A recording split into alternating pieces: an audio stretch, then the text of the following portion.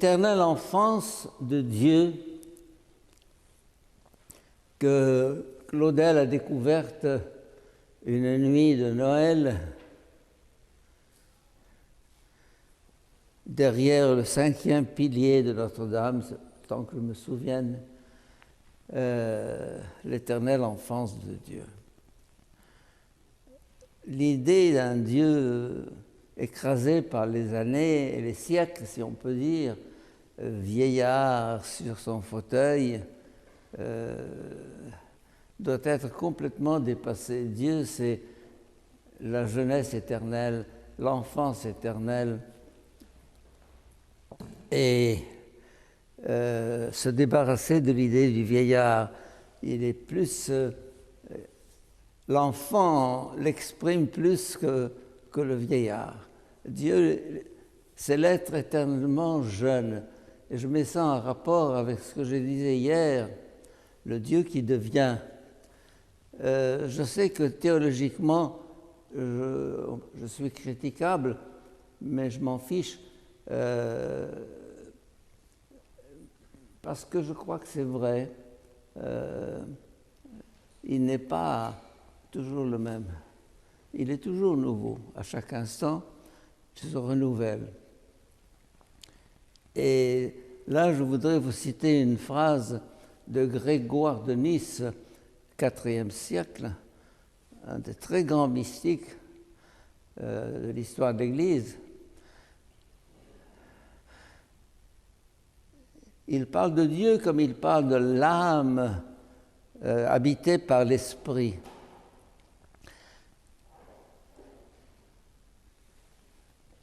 Nous allons de commencement en commencement vers des commencements sans fin.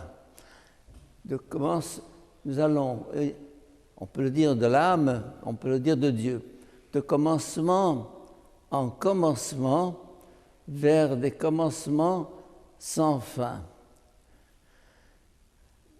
J'évoquais le livre de Père Carré, chaque jour je commence. Et là, on peut voir Dieu justement comme cet être qui recommence à être à chaque instant. Ça n'entre pas dans nos catégories classiques, mais je crois que c'est une idée très vraie, parce qu'elle change l'idée d'un Dieu écrasé par les siècles et qui vient du fond de son éternité. Non, si Dieu est ça, je ne le veux pas. Je veux ce Dieu toujours jeune, toujours renaissant. Et la nature humaine, la nature tout court, est bien signe de cet éternel recommencement.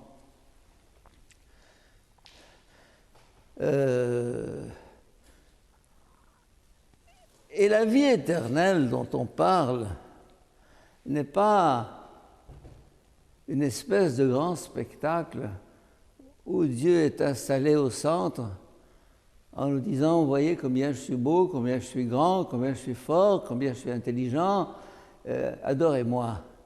Bon, au bout d'1 heure, au bout de 5 heures, au bout de 5 jours, au bout de 5 ans, je me dirais, ben, ça suffit, hein, trouvons autre chose. Oui, on présente la vie éternelle comme une espèce d'adoration perpétuelle, d'admiration devant Dieu, monstre de narcissisme qui se complaît dans les encensements et dans les louanges. Je n'aime pas ça. Je crois que ça ne correspond pas à la réalité. Un film policier est plus intéressant d'une certaine manière.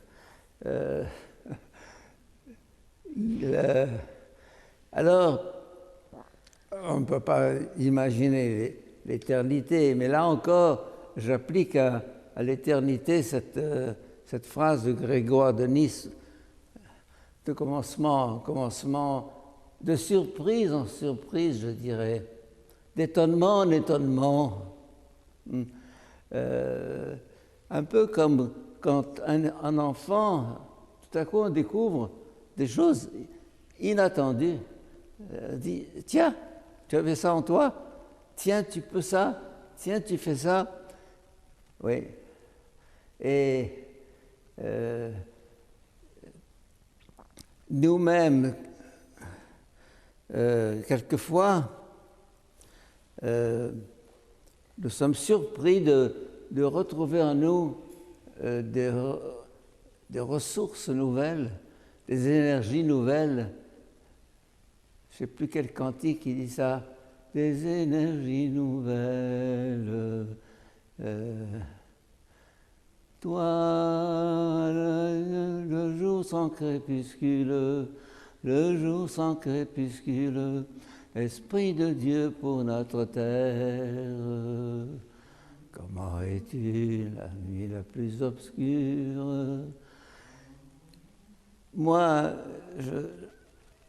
c'est un cantique que j'aime énormément, c'est Didier Rimbaud, comme tout ce qu'il a écrit est exceptionnel, mis en musique par Joe Keptimas, un ancien jésuite. Là, c'est un aspect que je ne fais qu'évoquer, parce qu'il n'entre pas dans le thème global de la retraite, mais Dieu comme paradoxe.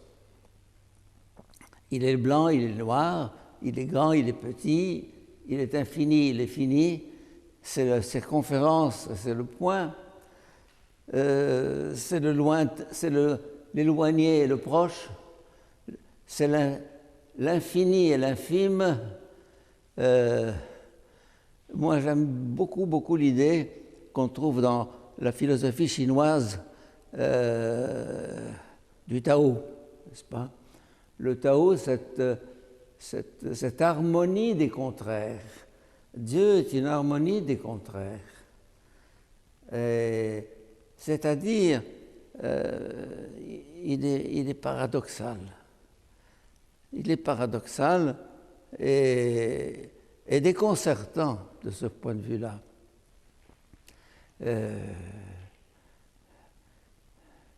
Pour être dans la vérité, il ne faut pas prendre le black and white et en faire du gris. Il faut prendre le black, black, black, et le white, white, white, et que chacun reste black et white, et ne pas chercher à faire une sauce ou une soupe du black and white, non. Et je dirais,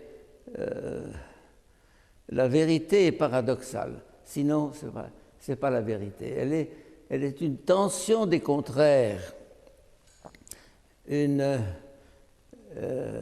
harmonie des opposés, mais dans leur opposition même, sans vouloir les réconcilier trop vite. Je dirais même en nous-mêmes, ne cherchons pas trop vite à, comment dire, à obtenir une maturité bâclée. Prenons le temps d'être de gauche et de droite, du milieu. Moi, on a toujours cherché à me classer. On n'y est jamais arrivé. Parce que je ne peux pas être classé. Je suis d'extrême gauche, je suis d'extrême droite, je suis du centre, je suis pratico-pratique et mystique et contemplatif. Je suis intellectuel et anti-intellectuel. Je suis oriental et occidental. Et ce que je suis, je pense chacun de nous l'est dans cette opposition qui permet une très grande liberté intérieure. Refuser toute catégorie, toute étiquette, toute classification, ne cherchez pas à me mettre dans une boîte, dans un tiroir, dans une catégorie. Jusqu'au bout, je serai un être contradictoire. Tu as dit ceci, mais tu dis le contraire. Oui, j'ai dit ceci, j'ai dit le contraire. Et demain, je dirai peut-être le contraire aussi. Et alors, et c'est là que nous grandissons. En philosophie, on appelle ça la dialectique. Thèse, antithèse, synthèse. Mais la synthèse n'est pas un point d'aboutissement, c'est un point de départ. La synthèse devient une thèse, pour une antithèse, pour une autre synthèse, etc. Et alors, c'est le zigzag, c'est le va-et-vient, c'est le flux et le reflux, c'est la marée qui monte et qui descend, c'est le rythme même de la vie et de l'existence, vie et mort, etc. Alors, savoir que la vie n'est pas possible sans la mort. Et là, je pense que les mettre en opposition, c'est la plus grosse erreur. La vie est vie parce qu'elle est morte dans son fond.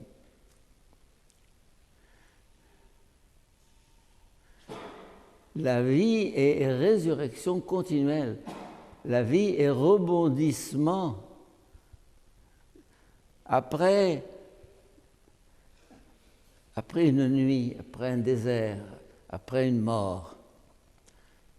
Et le rebondissement n'est pas un retour au passé, est un pas en avant, sans cesse en avant. Et la vie est comme l'homme qui marche, il perd l'équilibre, il trouve l'équilibre, il perd l'équilibre, il trouve l'équilibre, et c'est par ça qu'il avance. Et ne craignez pas de perdre l'équilibre dans votre vie. On le perd et on le trouve. Et on le retrouve et on le repère. Et ne pas s'accrocher à ce qui est vieux, ce qui est passé, les vieux souvenirs, la nostalgie du passé. C'est bien, mais laissons les vieilles photos jaunies dans les tiroirs et soyons ouverts à la nouveauté. Je pense à telle phrase de Guy de la Rigaudie qui dit « Ces femmes qui portent en elles un cœur de jeune fille. » Je ne me rappelle plus la citation exacte. Ces femmes qui portent en elles un cœur de jeune fille. Maman est morte à 86 ans. C'est une fillette à la fin, avec toute l'innocence, toute la spontanéité de l'enfance. Et je dirais, chez beaucoup de vieillards à ça, ce n'est pas un retour à l'enfance, comme on dit, il retombe en enfance, dans le mauvais sens, non, c'est on ne vieillit pas en fait. Seul le cœur vieillit, mais si le cœur ne vieillit pas, eh bien, c'est l'enfance continuelle. J'ai une parente à moi ici à Montréal. Quand je lui demande comment ça va, Eva, elle me dit voilà, je prends de l'âge, mais je ne vieillis pas. Je prends de l'âge, mais je ne vieillis pas. J'aime beaucoup cette phrase, je prends de l'âge. Oui, je prends de l'âge. J'ai 86, 87, 88, 90. Je pense à tel jésuite à Paris, le père Moins, Joseph Moins, qui a écrit des livres extraordinaires. Il a 101 ans maintenant, je crois, et il continue de produire. Il continue d'être actif, avec un esprit très éveillé. Donc, ne vous condamnez pas à mort trop vite. De toute façon, nous sommes tous condamnés à mort, mais cette mort, bon, je sais que c'est un recul pour mieux sauter, un rebondissement. La vie se dépasse, la vie se surpasse. Et la vie et sans cesse passage, mutation, transformation. Comme dit la préface des morts, vita non tolitur, je ne me rappelle plus, la vie n'est pas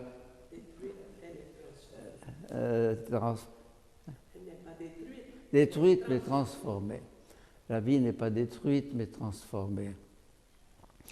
La vie, comme je vous le disais au début de la retraite, et je reprends cette idée, la vie est par nature indestructible. Elle change, elle se modifie, elle mue, mais elle passe, elle traverse. Elle n'aurait pas commencé s'il n'était pas sûr de durer, j'aime pas bien le mot durer, mais de triompher de tous les obstacles, de toute mort. Et ça, nous en avons la certitude justement dans la résurrection de Jésus.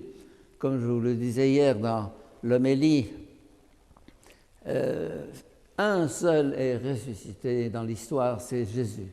Les autres, c'est des réanimations de cadavres. Et donc, savoir que la vie aura le dernier mot, c'est une immense espérance. Et c'est ça le cœur de la bonne nouvelle du christianisme. Là, je voudrais évoquer avec vous, malheureusement, je n'ai pas avec moi ici, un petit livret que j'ai appelé « L'énergie créatrice de la souffrance ». La souffrance, la mort, ce que Teilhard appelle les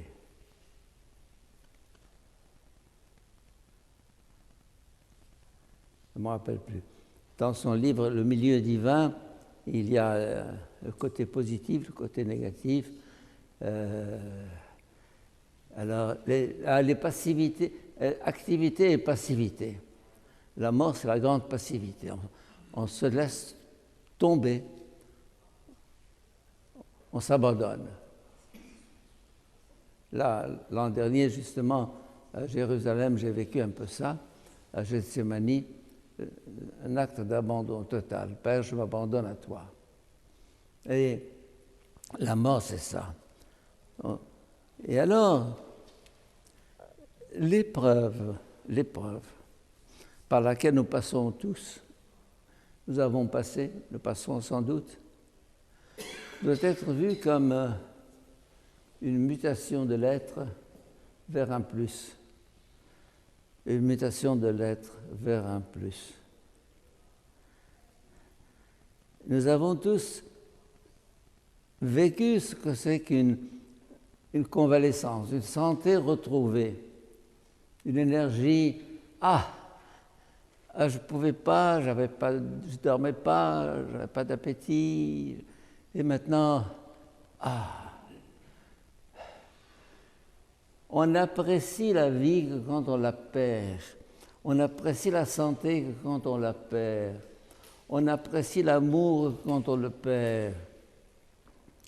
Et il est bon de perdre parce que on devient des habitués. Et l'épreuve dans une vie a cette fonction de rénovation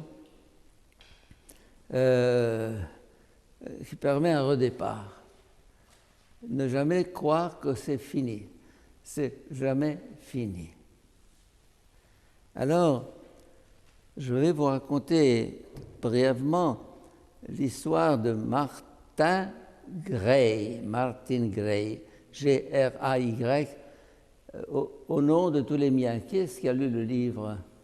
Oh, la plupart. Un livre bouleversant. Cet homme qui a fait les camps de concentration, qui pour échapper à ses gardiens s'est plongé dans une cuve d'excréments pour n'être pas vu par le soldat, qui échappe d'un camp de concentration à l'autre, et finalement, il est libre, il se marie, il a des enfants, une famille charmante, il s'installe au sud de la France, et là, un jour, un incendie brûle tout, y compris sa femme et ses enfants. Mais il y a de quoi se pendre, se suicider. Et il raconte comment il a redémarré, il a recommencé.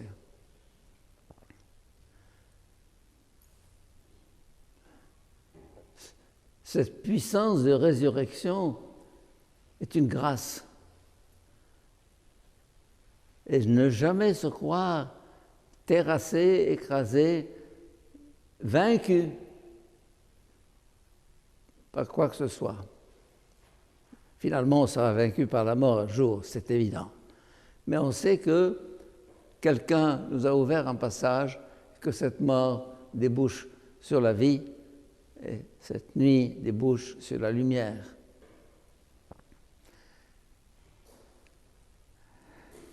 Et je pense aussi à ce poème de Kipling, Rudyard Kipling, « Si tu peux voir détruit l'ouvrage de ta vie, et sans dire un seul mot te mettre à rebâtir. » Et perdre en un seul coup le gain de 100 parties sans un geste et sans un soupir. Etc. C'est un poème très beau. Je le connais presque par cœur parce que il dit tu seras un homme. Bon, c'est un peu stoïcien par certains côtés. C'est à situer dans une perspective chrétienne d'espérance. Qui vaincra notre espérance? Non, rien. Et c'est ce qui donne la force de la foi. La foi, ce n'est pas un ornement, n'est pas une simple tradition. La foi, c'est la certitude que la vie va gagner. Et la foi débouche dans l'espérance. La foi que l'homme est bon. La foi que l'histoire aboutira. La foi qu'un jour il n'y aura plus de guerre. J'ai un poème qui est très beau. L'amour triomphera. Je l'ai dans un de mes livres. Je peux vous le lire, mais il est sur mon ordinateur. Mais j'aime beaucoup ça. Croire en l'avenir. L'avenir est gros de possibilités. L'avenir de l'humanité, l'avenir de l'être humain comme individu, comme collectivité.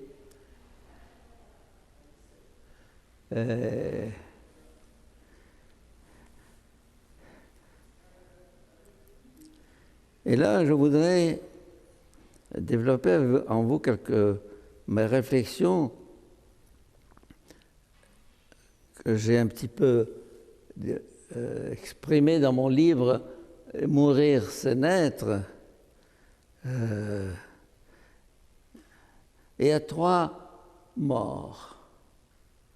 La mort avant la mort dans la mort et la mort après la mort. La mort avant la mort, c'est la mort de l'ego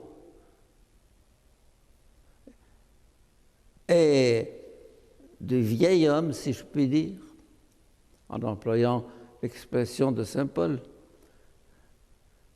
Avant de mourir, je me livre, j'assume ma mort. Je n'attends pas le dernier soupir ou la dernière agonie où je serai à bout de souffle. Non, mais en pleine lucidité, en pleine jeunesse. C'est un peu le sens de la consécration. Je me consacre, ça veut dire je m'immole, ça veut dire je me donne, ça veut dire je me sacrifie. Et je n'attends pas d'être à bout de vie, à bout de souffle, non. Maintenant, je me donne librement, consciemment, et je fais de ma vie un don libre et non pas une fatalité qui fond sur moi. C'est ça. Ma vie, nul ne la prend, mais c'est moi qui la donne, comme disait un vieux cantique autrefois. Et le Christ, il a fait ça lorsqu'il est venu dans ce monde. Me voici, Père, pour faire ta volonté. Donc, c'est une signature en blanc au début de sa vie, disant inconditionnellement ce que tu voudras.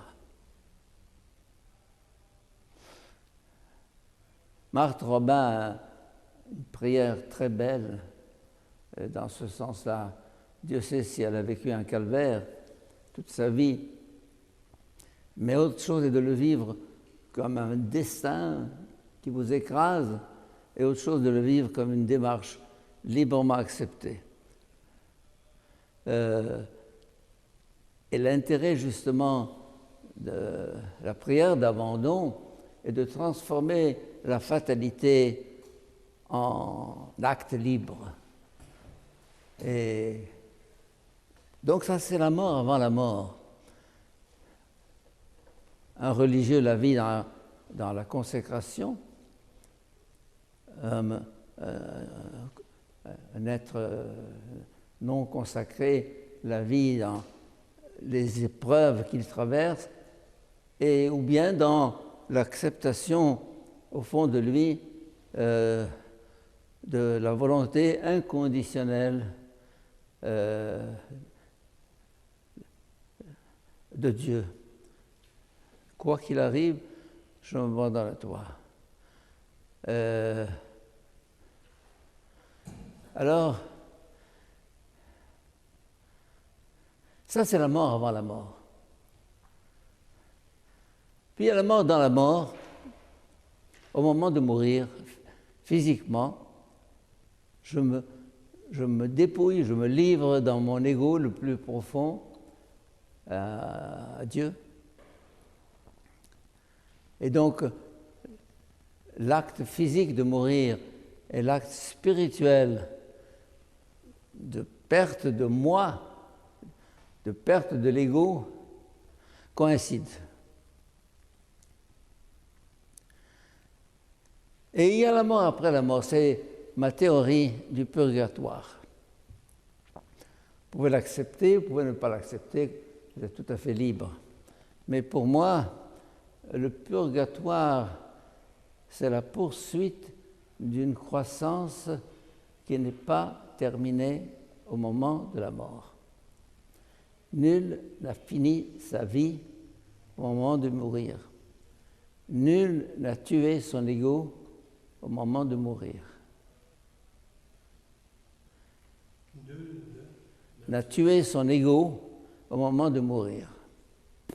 Comme disait l'autre, je ne sais plus c'était qui,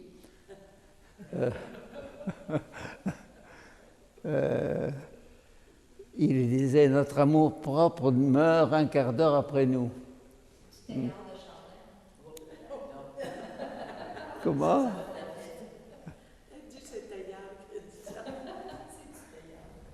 L'amour propre, l'ego, moi, meurt. Il est coriace. Cette autosatisfaction meurt un quart d'heure après nous. Moi, c'est mon idée de la réincarnation, parce que je trouve que dans la réincarnation, il y a une intuition qui est vraie, qui s'exprime dans le bouddhisme et l'hindouisme d'une certaine manière, mais moi que je personnalise. La réincarnation, ce n'est pas reprendre une autre personnalité dans un nouvel être, plante, animal ou être humain, mais c'est poursuivre ma croissance. Le purgatoire est pour moi une poursuite de la croissance. J'achève mon développement au-delà de la mort. On dira, mais il n'y a plus de liberté. Qu'en savez-vous? Est-ce que la mort physique constatée cliniquement par les médecins, est-ce vraiment la mort? Alors, j'appellerais ça une autre chance. Nous avons une autre chance. Et c'est là que la mort après la mort, qui est une poursuite de la croissance spirituelle, est en même temps, enfin dans la perspective de mon petit livret que je n'ai pas apporté,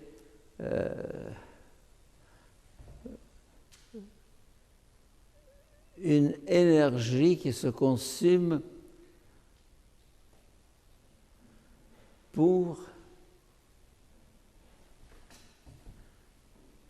une croissance, la mienne et les autres. Quand on prie pour les morts, il faut aussi prier les morts. C'est-à-dire que nos défunts nous fournissent l'énergie dont nous avons besoin pour grandir, et par notre sanctification, notre sacrifice, notre prière, nous leur fournissons aussi l'énergie dont ils ont besoin pour grandir et aboutir à leur pleine stature spirituelle.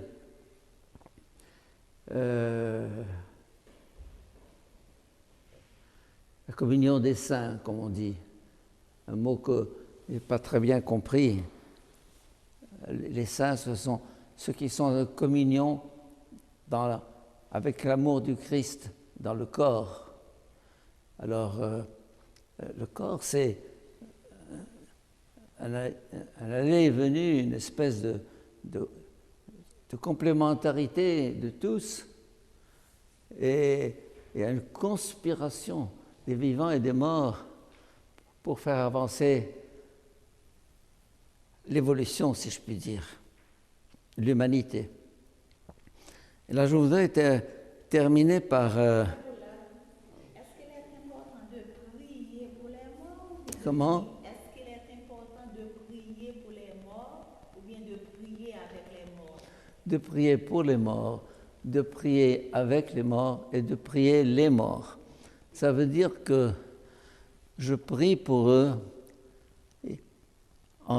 pour leur donner cette vie.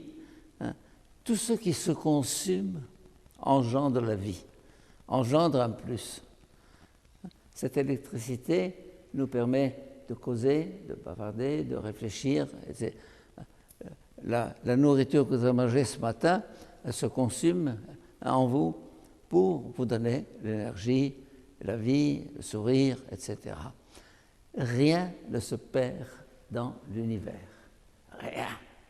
Tout est récupéré dans la grande alchimie qu'on appelle l'évolution.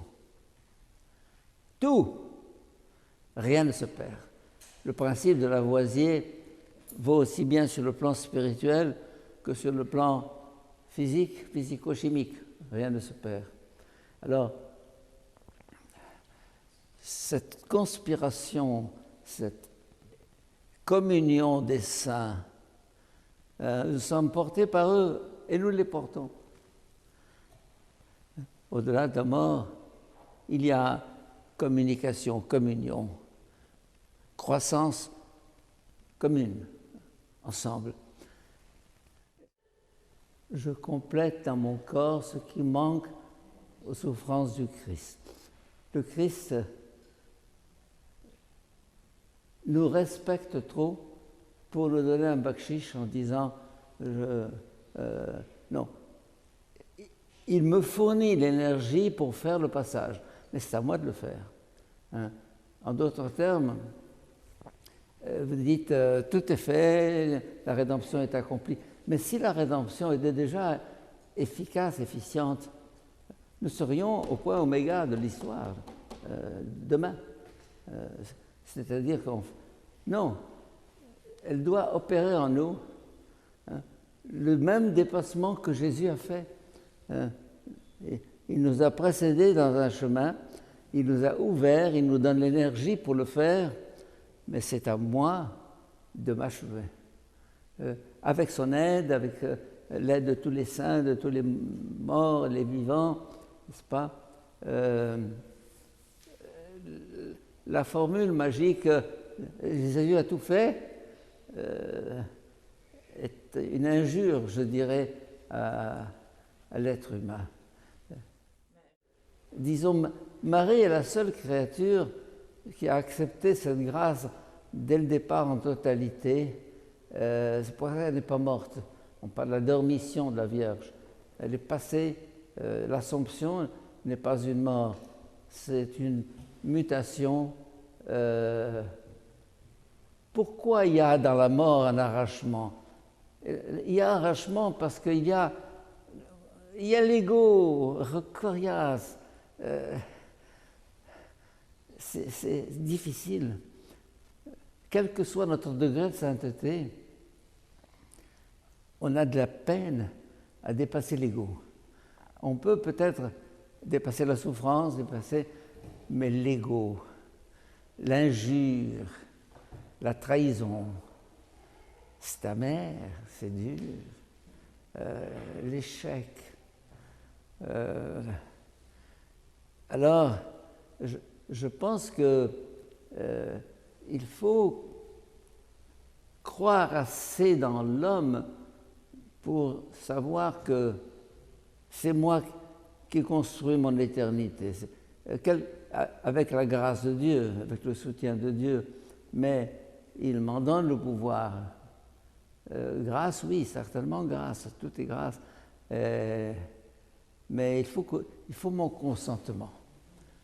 Marie aussi, on lui a demandé, tu es d'accord? Elle a dit oui, je suis d'accord, mais rien n'est automatique dans la vie spirituelle, non.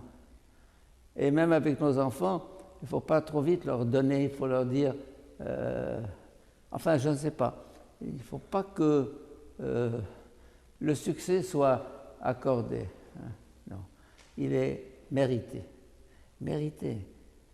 Une idée de gloire et non pas de récompense, et non pas de bonheur, n'est-ce pas? Le bonheur et la gloire, deux niveaux. L'amour dont nous serons possédés dans l'éternité est tellement fort qu'il faut que notre être éclate pour contenir, pour vous voyez, sous forme de lumière et on s'habitue progressivement à voir cette clarté éblouissante.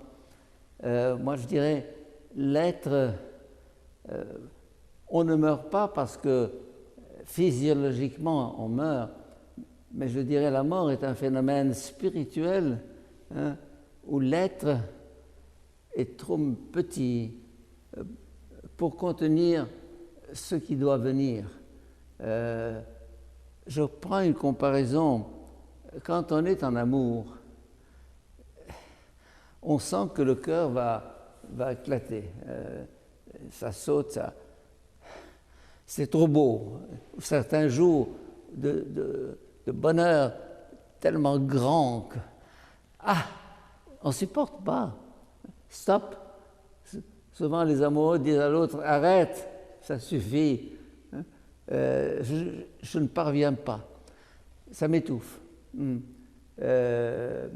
Alors, le purgatoire serait cette transition, oui, ça peut se décrire de deux manières différentes, celle-ci, ou bien, mais je voudrais transposer ça dans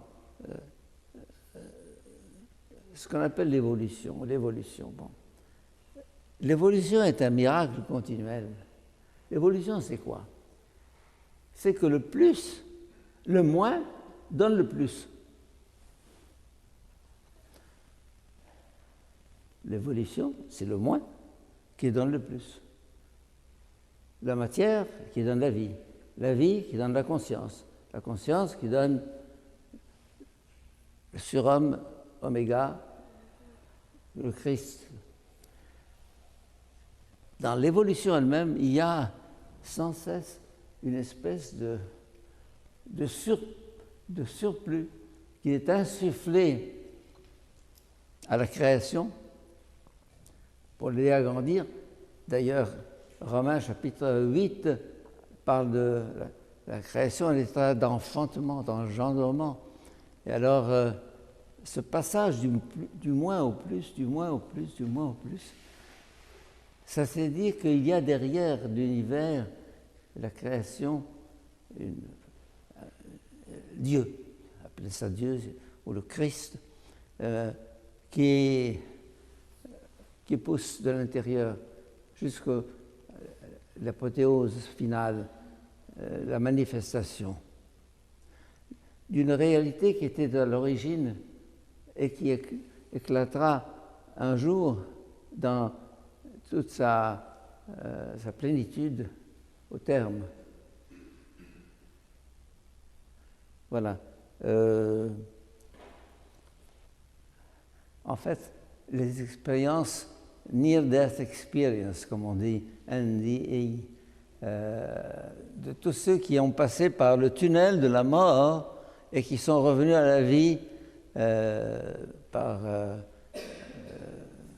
peu importe de quelle manière, qui tous témoignent d'une grande joie, d'une lumière au bout du chemin, au bout du tunnel. Donc la mort n'est pas un trou noir, c'est un tunnel qui débouche sur la lumière.